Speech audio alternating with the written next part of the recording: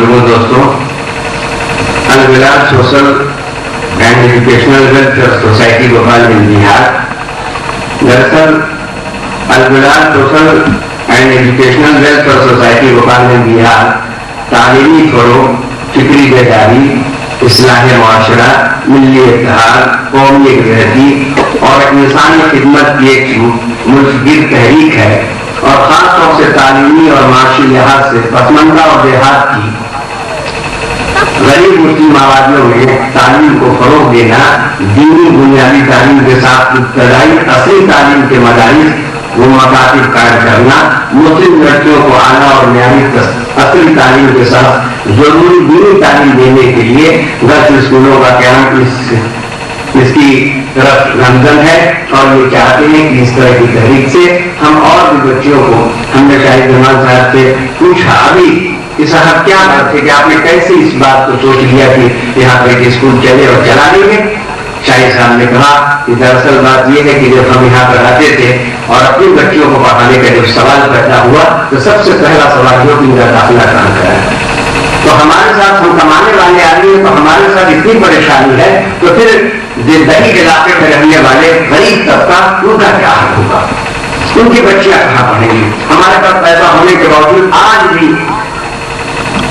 لکھنؤ میں لڑکیاں پڑھنے جا رہی ہیں۔ ہم ہتھوا علاقے کے رہنے والے ہیں، ریپورا سے لے کر ہتھوا تک اور بسوا سے لے کر سونہی گوپال پور تک، اور وہاں جمنا بازار سے سدھونیا تک اور کٹیا سے لے کر سدھنیا تک کی جتنی بات میں گنانا چاہوں تو سارے لوگ اس بات کے لیے متفق ہیں کہ الحمدللہ ایک بھی ہمارے پاس اسکول نہیں ہے جس میں ہم لڑکیوں کو بھرتی کر سکیں،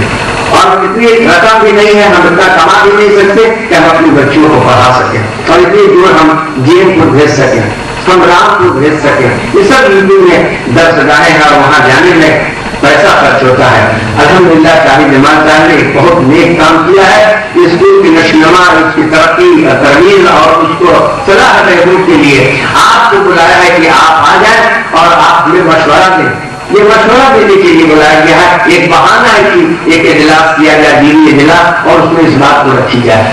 جمال صاحب کی یہ خواہشات ہیں اور بہت کوشش اور محنت ہے، صحیح اور فہم ہے، ان تمام چیزوں کو مد نظر رکھتے ہوئے اس بات کی طرف خیال کیا گیا علماء کرام آئیں اور اپنی باتیں رکھیں تاکہ ہم اس کام کو جو کر رہے ہیں آپ کی کتنی دعا مل رہی ہے، کتنا ہمارے دامے دامے سوکھنے، کتنا ہمیں مدد کر رہے ہیں، اس کے لیے شاہد جمال صاحب نے ایک محنت ایک کوشش کیا اور اس کا یہ دیکھ رہے ہیں۔ ویسے بھی دین سے جو ہماری محبت ہے وہ آنکھوں کے سامنے ہے میرے محترم بزرگوں دوستوں، اور اس کی جو پریشانیاں آتی ہیں سامنے اس کو بھی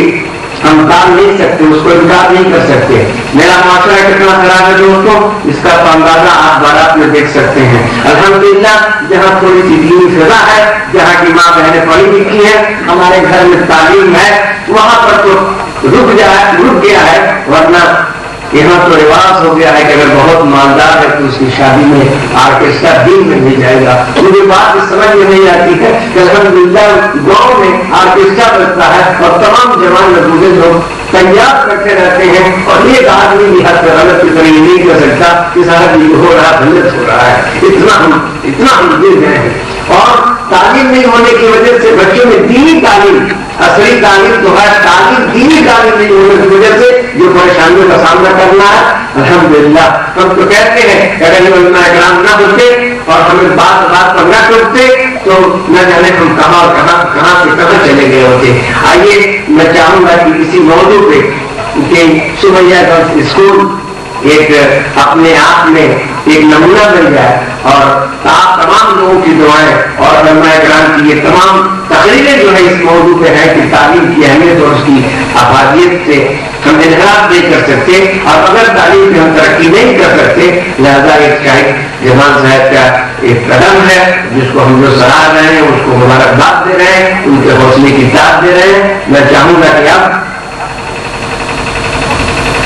اسی موضوع پہ ہمارے باہر سے آئے ہوئے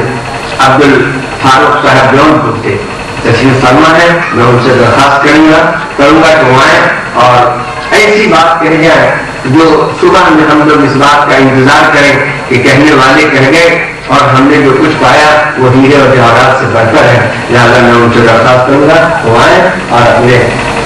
کلام سے